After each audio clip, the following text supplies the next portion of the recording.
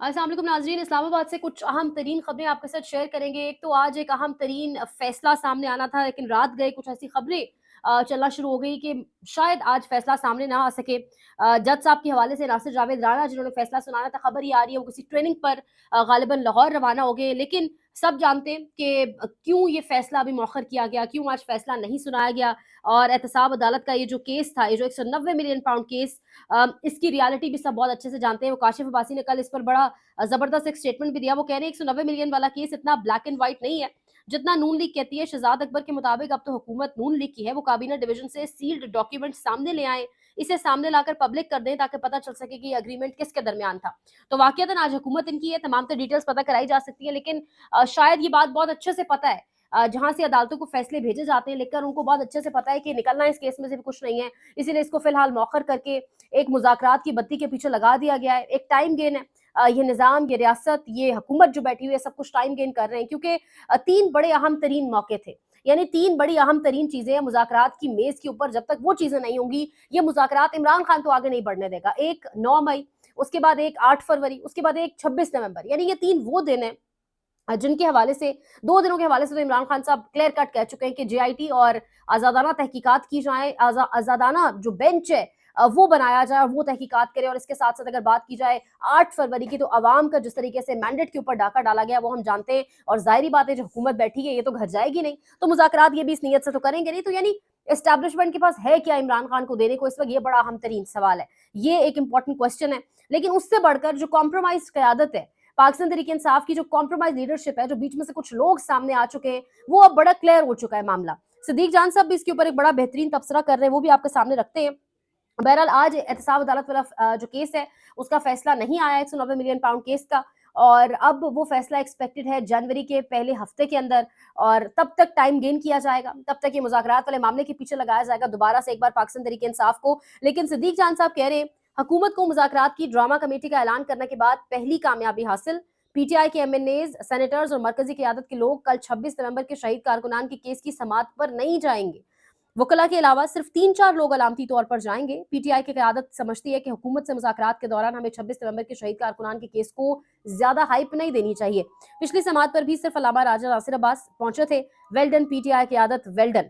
यानी 26 नवंबर वो कारकुन आपका जो जिसको आप साथ लेकर आए, जो ग्राउंड के ऊपर जिस तरीके से खड़ा हुआ था, निहत्ते जो पाकिस्तान के शहरी हैं, जिस तरह से उनको शहीद कर दिया गया, अब उनके केसेस की समाअत के ऊपर आप नहीं जाएंगे। और इमरान खान के हवाले से खबर ये है कि वो ठीक ठाक नजर रखे हुए हैं। वो कुछ 2-3 लोगों से पूछते भी है कि कौन कौन उन कारकुनान की समाअत के लिए गया है, कौन कौन नहीं गया। और बाकायदा तौर पर इमरान खान ने कहा था कि किस तरीके से आप इंगेज करें बैनुल अक़वामी मीडिया को, आप उन कारकुनान के घरों को जाएं। केपी हुकूमत को कहा था कि उनको ठीक ठाक बेहतरीन सहूलियात दी जाएं, उनके घर वालों का ख्याल किया जाए। तो यानी ये जो पार्टी क़यादत है, बैरिस्टर गौहर खास तौर पे जो चेयरमैन जिनको जिनको कहा जाता है इस वक्त, वो किस हद तक कॉम्प्रोमाइज हो चुके हैं, ये बड़ा एक अहम तरीन सवाल है। सिद्दीक जान साहब कह रहे हैं कि अब पीटीआई वाले वो बंदा ढूंढने की कोशिश कर रहे हैं, जिससे मुझे ये खबर दी कि कौन कौन जाएगा और कौन कौन नहीं। और अब शायद दिखाने के लिए, सिद्दीक जान की इस ट्वीट के बाद शायद अब दिखाने के लिए बहुत सारे लोग, बहुत सारी जो पार्टी लीडरशिप है, जो सबको पता है कि कॉम्प्रोमाइज हो चुकी है, वो शायद अब वहां पहुंचेंगे। और ये कौन से कारकुनान है जिनको शहीद किया गया और जिनकी अब घर वालों को गायब किया जा रहा है। अनीस सत्ती के वालिद का एक पैगाम इस वक्त गर्दिश कर रहा है। वो कह रहे हैं अस्सलाम वालेकुम, मैं सिफारिश सत्ती वालिद अनीस सत्ती बात कर रहा हूँ। मेरा एक बेटा शहीद हो चुका है और दूसरे बेटे दानिश शहजाद सत्ती को परसों रात करोड़ डैम ड्यूटी से रात 3:30 बजे एसपी इम्तियाज भट्ट और इंस्पेक्टर जहीर अब्बास ने उठाकर नामालूम जगह ले गए। जो खबर मैंने आपको कल भी दी, अगली जो खबर है वो इससे खौफनाक है। वो कह रहे हैं अनीस शहजाद सत्ती शहीद के केस की पैरवी करने वाले अनीस के कजन नफीस सत्ती को अलीपुर इस्लामाबाद से उठा लिया गया है। मेहरबानी फरमाकर आप मेरी आवाज उठाएं। और ये इस वक्त इनका पैगाम ट्विटर पर वायरल है। यानी जो वकील है, अव्वल तो पाकिस्तान तहरीक इंसाफ को फ्रंट फुट पे होकर इन शहीद कारकुनान के घर वालों के केसेस को आगे लेकर चलना चाहिए था। बहरहाल इनके अपने कजन है, उनका नाम है नफीस सत्ती, वो ये मामला देख रहे थे अनीस का जो केस है, और अब उनको भी उठा लिया गया अलीपुर इस्लामाबाद से, उनके घर के पास से। मैंने कल भी आपको बताया कि सादा लोग किस तरीके से अब इनके घर गए, किस तरीके से उनका एक बिहेवियर था, उनके घर पे एक कर्ब का जो माहौल था। और अब जो ये खबर है कि यानी जो केस को देख रहा है उसका कजन, उसको भी उठा लिया गया है। 26 नवंबर को डी चौक में गोली लगने से शदीद जख्मी होने वाला कारकुन मलिक इदरीस वफात पा गया। यानी आज कल रात गई की खबर है कि एक और कारकुन की शहादत हो गई है। मलिक इदरीस का ताल्लुक अटक धरनाल से था। ایک تو انہیں گولی ماری گئی، پھر حالات سے اتنے مجبور کے علاج کے لیے بھی وہ چھپتے پھرتے تھے۔ ایمان طاہر کا سٹیٹمنٹ سامنے آیا، اٹک سے ان کا اپنا تعلق ہے، یہ ان کا بھی تعلق اٹک سے ہے جن کی شہادت ہوئی ہے، جو پکچر بھی میں نے تھمبنیل کے اوپر لگائی ہوئی ہے۔ تو یہاں پر گولیاں بھی ماری گئی لوگوں کو، یہاں پر زخمی بھی کیا گیا، پھر ان کو علاج معالجے کی سہولت سے بھی محروم کیا گیا، اور جو شہید ہو گئے اب ان کے بھائیوں کو اور گھر والوں کو اٹھایا جا رہا ہے۔ مدعا ایک ہے کہ چپ کر جاؤ، 26 نومبر کے اوپر بات نہ کرو، سوال نہ کرو گولی کیوں چلائی، کیونکہ جن کے گھر والے شہید ہوئے وہ تو بڑا آرام سے جانتے ہیں کہ گولی کس نے چلائی۔ ہم تو شاید پھر ڈریں گے بات کرتے ہوئے، لیکن وہ بات کریں گے، وہ بتائیں گے کہ گولی کس نے چلائی، کس نے پہلے دھواں ہی دھواں کر دیا اس پورے ایریا کے اندر، اور پھر کس نے اپنی آئیڈینٹی اور شناخت کو چھپانے کے لیے گولیاں تو چلائیں، اور گولیاں چلانے سے پہلے اس جگہ کو اتنا فوگی کر دیا کہ دکھ نہ سکے۔ لیکن شاید اب سب کچھ نظر آتا ہے، شاید عوام اب سب کچھ جانتی ہے۔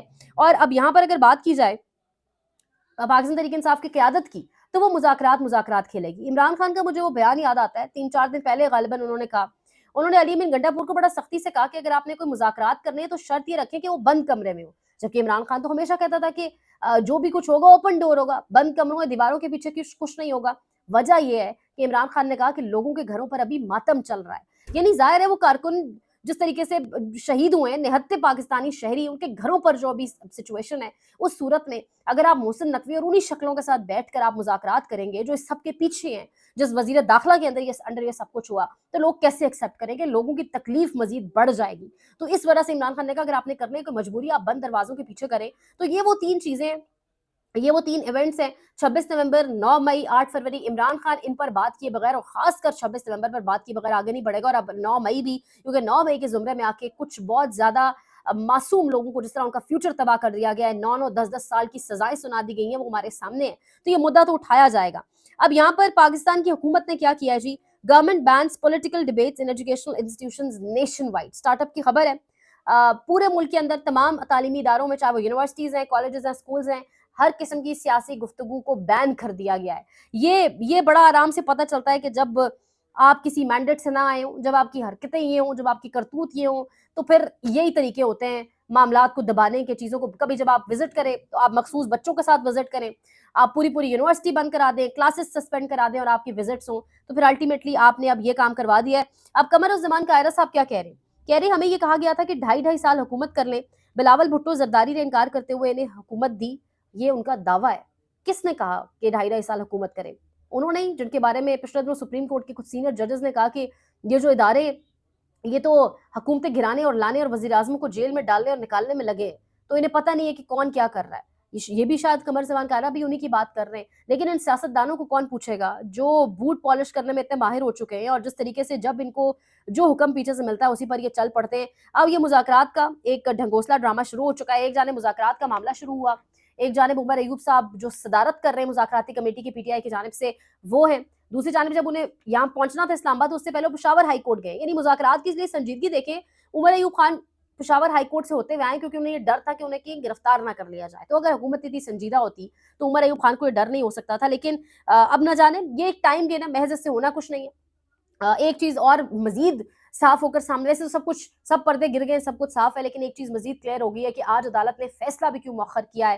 عدالتیں بھی مذاکرات کی راہ دیکھتی ہیں، عدالتیں بھی کہیں اور سے دیکھ رہی ہوتی ہیں تمام تر چیزیں۔ ظاہر ہے جنہوں نے فیصلہ لکھ کر بھیجا تھا کہ یہ سنانا ہے، شاید انہوں نے ہی آج یہ تنبیہ کی ہے کہ ابھی رک جائیں، ابھی یہ معاملہ چل رہا ہے تو جنوری کے پہلے ہفتے تک فیصلہ لے جائیں۔ اور رات گئے سے یہ خبریں چل رہی تھی، اور ان کیمرہ میٹنگ ہوگی، یہ تو رات کو نوٹیفائی کر دیا گیا تھا۔ بہرحال وہ مذاکراتی پہلی میٹنگ ابھی جب آپ ویلاگ دیکھ رہے ہوں گے ختم ہو چکی ہوگی۔ مزید انشاءاللہ آپ کو آگے چل کے اپڈیٹ کریں گے۔ سپورٹ کریں، لائک، شیئر، کامنٹ، اپنا خیال رکھیں۔ اللہ نگہبان۔